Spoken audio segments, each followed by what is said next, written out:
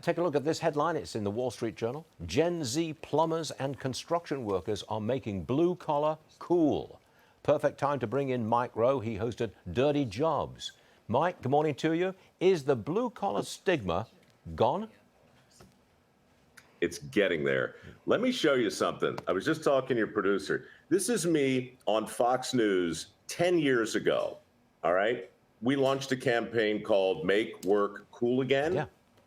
And that's how long it takes when you're turning the ship around. It takes a new generation to do some math. They got to look at the cost of college. They have to look at the real upside of learning a skill that's in demand.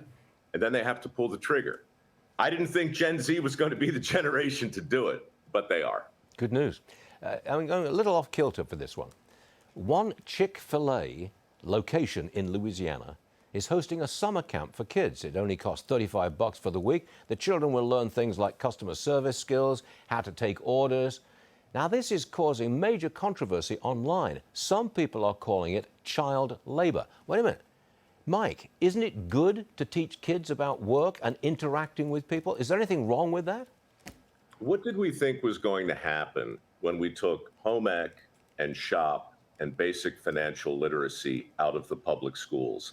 Sooner or later, somebody is going to step up and say, we have to inculcate these ideas into the next generation. If Chick-fil-A is going to be part of leading that charge, God bless them. You know, there's somebody has to step in to do this. Soft skills, basic common sense, all of that stuff is still for sale and sadly lacking. Yeah, you're right. Here's another. Do we have a trade worker shortage? Yeah, we have for a long time. It's not just a skill gap, it's a will gap.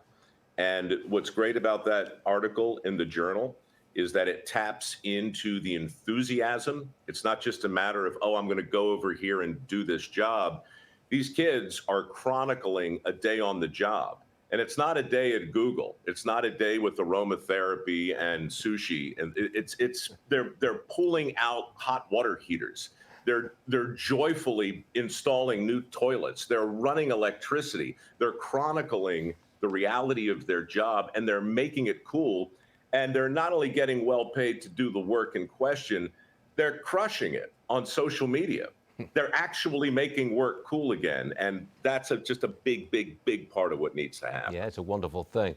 And here's a wonderful thing. You've got a new movie, and it's called Something to Stand For. We got a preview. Roll that tape, please.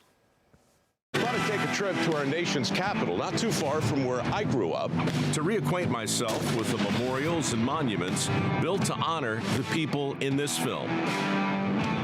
In other words, it's a field trip. And I'm glad you're along for the ride. Assuming the old truck makes it.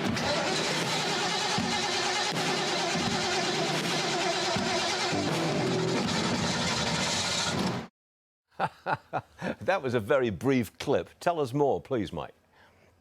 The movie is a love letter to our country, but also to the late, great Paul Harvey, who had a terrific way of telling stories through mysteries. This film has 9 of those mysteries, very elaborate recreations brought to life that tell stories that you didn't know about people you do, the people who actually built our country. And to be honest, Stuart, sitting here watching your previous guests talk about that craziness in the Capitol and what's going on with our statuary and our monuments and our memorials, it just seems like our country really does need to be reacquainted gently and respectfully, I hope, with our past. Because if we become disconnected from that, you know, the chaos is no different than being disconnected from our workforce. Reconnect me, Mike. That's what I'm looking for. Mike Rowe, good man. We'll see you again soon. Thanks.